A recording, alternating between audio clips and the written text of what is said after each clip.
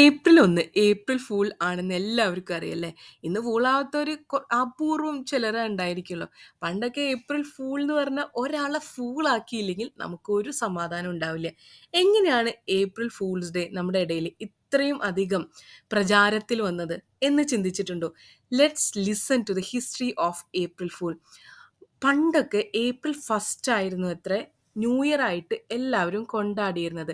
അതായത് April first new year for Julian calendar. ആ Julian calendar അനുസരിച്ച് ഏപ്രിൽ ഫൂൾ ആയിരുന്നു, സോറി, ഏപ്രിൽ ഫസ്റ്റ് ആയിരുന്നു ന്യൂ ഇയർ ആയിട്ട് കൊണ്ടാടിയിരുന്നത് കേട്ടോ.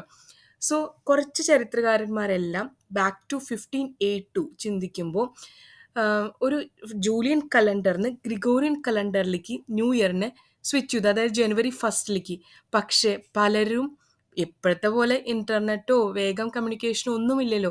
പലരും ഇത് അറിഞ്ഞു വരുമ്പോൾ കുറേ സമയമായി.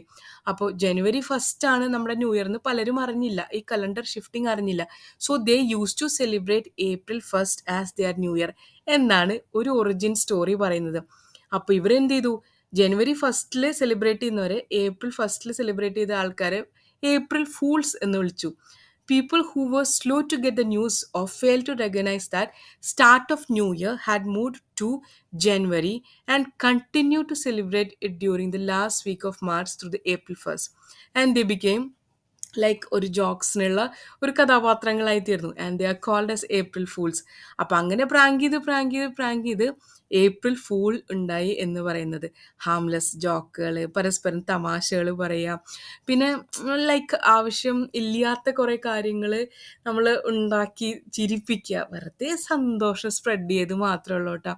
എപ്പോഴും നമ്മൾ ജോക്സ് ഉണ്ടാക്കുമ്പോൾ പാവപ്പെട്ട ആൾക്കാരെ പോയിട്ട് കളിപ്പിച്ചിട്ട് ഏപ്രിൽ ഫൂൾ എന്ന് പറയുമ്പോൾ അയാൾക്കത് വിഷമം ഉണ്ടാക്കും.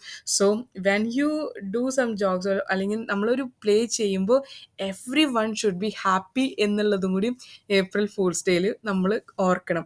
നമ്മളിപ്പോൾ ഒരാൾക്ക് ഗിഫ്റ്റ് കൊടുക്കുമ്പോൾ അയാൾ ഗിഫ്റ്റ് പ്രതീക്ഷിച്ചിരിക്കുന്ന ആൾ എം ടി ബോക്സ് കൊണ്ടെടുത്തിട്ട് ഏപ്രിൽ ഫൂൾ എന്ന് പറയും. ആ ജോക്സ് അതേ രീതിയിൽ ആക്സെപ്റ്റ് ചെയ്യുന്ന ആളാണെങ്കിൽ ഇറ്റ്സ് വെൽ ആൻഡ് ഗുഡ്.